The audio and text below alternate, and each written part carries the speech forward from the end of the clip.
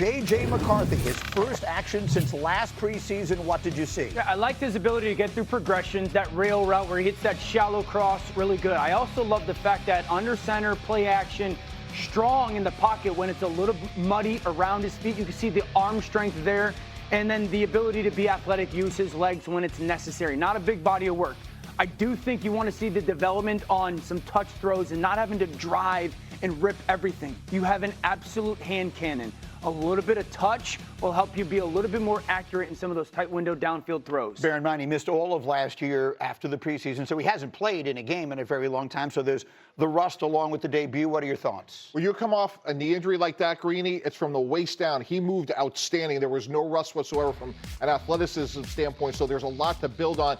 To Dan's point, he has all the measurables and the arm strength. I was just wanting to make sure the movement looked good and it looked great. And again, Kevin O'Connell's around this guy every day. There's a reason they let Sam Darnold graduate, and we're starting to see the reasons why. Schfter, remind me, where did he go to college again? He went to Michigan. Yeah. What did he do there? He couldn't get into Northwestern? Won a national championship, and again, we're going to talk about this plenty, but that first regular season game, the first game he'll ever play, will be against the team that he grew up rooting for, and the first NFL game that he ever went to at Soldier Field was Bears and Vikings. It's on a Monday night. Caleb Williams versus J.J. McCarthy in the division. It's our first Monday night game of this season. It's in Chicago, so a fascinating start for him. Now, the number 1 overall pick, Cam Ward, in his first game in a Titans uniform this weekend. Danny has tape to show us. 2 things I liked, 1 that I didn't. I do think he had really good eyes, and then the twitchy release that you saw. A couple throws to Calvin Ridley. Backside, he's going to have a shallow cross coming from your left. You got to just confirm that backside corner follows and doesn't pass it off. And then this awesome crosser to Calvin Ridley replacing. You see that twitchy kind of release, really good eyes. And then that top of the screen, you're going to see the safeties rotate once again. Once that safety in the right fakes like he's going to the middle and drops down, there's a voided zone. But you have to anticipate that zone. Ball comes out before that backside linebacker can get there. There's the twitchiness. And then the thing that I didn't like, I do think you just wanted calmer feet from him. Just a little bit. He thinks he's getting man coverage. The defense is going to spin to a cover 2 zone. That safety at the top corner is going to have half of the field zone. His feet are parallel to the line of scrimmage right now, and he's just throwing the football to a space, almost gets picked off. Was he confused? Was he playing too fast? Did he not know what the defense was doing? So I do think encouraged, but there's 3 or 4 clips. If I'm Brian Callahan, their head coach, I want to watch and be like, hey, slow down. Your feet don't have to be so quick, and we don't have to, just because you can make some of those athletic throws doesn't mean we have to when you have a clean pocket. A reminder, everyone who gets drafted into the NFL has talent, some maybe on slightly different levels than others. I was reading a story about him this weekend that I thought was very encouraging, about how he's routinely the first person there. At his first preseason game, he was literally waiting for them to remove, the people who were setting up the field, to remove the tarp and everything else so he could be out there, literally the first guy there. Those are the intangibles that, Mike, you've told me a million times, wind up making all the difference. Yeah, tape sets the floor, character sets the ceiling. They love him, and that quote is a really good reason why. And again, what I liked about his play was his decision making. Again, second best TD interception ratio last year after Cade Klubnik. Will Levis turned the ball over way too many times last year. This team is going to be better because they just won't make mistakes. This is great alignment with Brian and Bill Callahan, the offensive line coach, in terms of how they want to play. You mentioned that early trait, yeah, and that's the exact kind of thing that we heard last year about Jaden Daniels in Washington. Nobody was getting into that building any earlier than Jaden Daniels. Cam Ward has all the traits, and being in the building early, it's a great thing. Like, the thing that most impresses me about Greeny, when that omelet station opens at 7 a.m., Greeny's the first in line. The order is made. 7 a.m., right? He's always exactly right. I got my turkey and egg whites working before anybody else in this entire company. Finally, Justin Fields making his preseason debut for the New York Jets on Saturday night. Dan, what did you see from him? Justin looked good. I thought he made good decisions with the football. A lot of times it was a check down over the ball. I love the fact that he wasn't trying to force anything. This is the first opportunity as him as the starting quarterback for the New York Jets. I'm going to be honest with you. I thought the offensive line was more of the standout than Justin. Justin did good things, and he still remained athletic.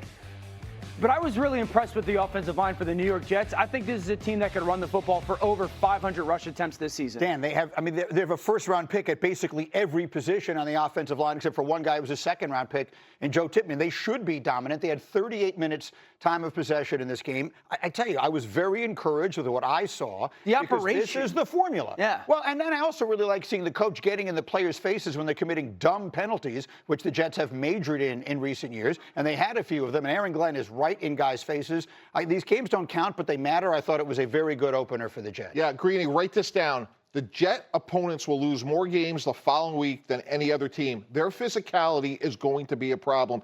This is going to be the Detroit Lions East. Aaron Glenn and Dan Campbell are very similar guys, how they want to play. And to your point, given the size and the physicality and talent of their offensive line, they should be a top 3 team in rushing. I'm not saying the ceiling is they're going to go 17-0, but teams are not going to want to play this team, especially coming down the stretch. You should get them 16-1 then? Maybe. Okay. We split with Buffalo. They gave you a glimpse on Saturday night of how they would intend to win. Running the football a whole lot. Especially with that guy. He runs it better than anybody. Playing tough, disciplined defense, not making mistakes. If they don't make those mistakes and they can run the football, they're on their way to splitting with Buffalo and having the type of season that they'd like to have. The Bears and the Steelers, when Justin Fields was the starting quarterback for those teams, averaged 153 rush yards per game. The Jets are going to try and average over 150 rush yards per game. If they do that, Garrett Wilson makes a couple plays when the ball's in the air, and their defense can play to the level that it did 2 years ago. This would be a good football team. Agreed. To your point, last year they led the league in penalties. If they cut that in half, that's going to go a long way to managing the game. Justin Fields has never really had a chance. I've said it a million times. He's always been a round peg in a square, whatever. I always get that thing wrong, but you know what I mean. Whatever peg and hole don't go together. They're always trying to get him to throw the ball. All that. Let him run. Nobody runs with the ball better than he does. And it is the reason I believe that he chose the New York Jets, because last year Pittsburgh benched him, and the Jets came to him and wanted him to be their quarterback. They gave him a 2-year deal, $20 million per year. They said, here's the job. He's wanted somebody to say that the last couple of years. The Jets are saying it. They need each other, and let's see if they can make it Things happen. are looking up in New York. You know who they got week 1? The Jets play the Steelers. They got Aaron Rodgers and the Steelers coming in a 1 o'clock kick in New Jersey. You know how old Aaron Rodgers is? He's 41. He won't be 42 until December. All right, coming up. Wait a minute. We're talking about one New York football team. Are we suddenly talking about another? Are we sleeping on the Giants? Schfter with a very interesting observation. Some really hard games, including opening day against Green Bay. So if I'm Chicago, I want to get them as many reps as possible. That is a daunting schedule to start with. And the interesting thing to me, Tyler, the juxtaposition of seeing Tua out there, a veteran quarterback, play, and Caleb Williams didn't. Yeah, that opener against the Vikings at home where the Bears are favored by just a point. Now, one QB who did see action this weekend, Shedeur Sanders, played well on Friday night, throwing a couple of touchdowns. It is Joe Flacco who's expected to be the Week 1 starter in Cleveland at this point still. Is that the decision you would make if you were Kevin Stefanski? Nope, not at all. Shedeur Sanders earned the right, based on how he played, to give him more reps. And if we were running the Browns, we're hoping either him or Dylan Gabriel, their 3rd-round pick, become the starter. You have 2 first-round picks next year. You need to know what you have in Shedeur Sanders, who to me has a lot more ability than Dylan Gabriel. He played very well. What we saw in Colorado, accuracy, anticipation. So I think this job should be determined on how they play and give Shedeur more opportunities. Yeah, and Shedeur played so well, ESPN Bet has taken some of his player props off the board, I imagine, because people are getting interested in the overs. Let's go to New York now here, Mike T. Finally, Russell Wilson already has been named the Giants' Week 1 starter. Is that a decision that you're okay with? No. I would have given Jackson Dart the playbook in Green Bay, Wisconsin, the second he was drafted, and lived with the growing pains. He played really well against Buffalo. And when you talk to people in that organization over the last 10 days, they're very happy with his development. I'd rather have a young, ascending Jackson Dart, much the way we had Mark Sanchez with the Jets, than an old, descending player, Russell Wilson or Jameis Winston. So similar to Sanders, Jackson Dart played well. He has earned the right to play more and eventually start as soon as opening day. All right. Thank you, Mike T. And great decision, by the way, to start your day with avocado toast, which is always a nourishing breakfast. We've gotten at least a preseason look now at every NFL team, enough evidence to put together a fantasy lineup that'll dictate my emotional well-being for the next 20 weeks. Completely normal. In case you want a little more inside affirmation, ESPN's Fantasy Football Marathon, 26 consecutive hours of fantasy focus, kicks off tonight, 8 p.m. Eastern. And to get us ready, class is in session with Field Yates. Professor Field Yates here, teaching you the basics that you need to know to draft a winning fantasy football team. It's all about value, and there is no position that is harder to find valuable players at than running back. To take them early. Between NFL teams leaning more into timeshare backfields, injury attrition, and the fact that your fantasy roster is going to need to start at least 2 backs, a star running back changes the outlook of any squad. Wide receivers aren't far behind. The player who has been considered the favorite to go first in most fantasy drafts has been Jamar Chase, who led all non-QBs in fantasy points in 2024 and plays the second most important position in the game. Come on, Jamar! Chase. Oh! He's got it! Yeah. Touchdown! Yeah, baby. Bengals! Yeah. Like running back, you're starting at least 2 wide receivers a week, so star power and depth is important. You can wait on quarterbacks. You only start 1 quarterback per week in standard leagues, so the position offers plenty of depth.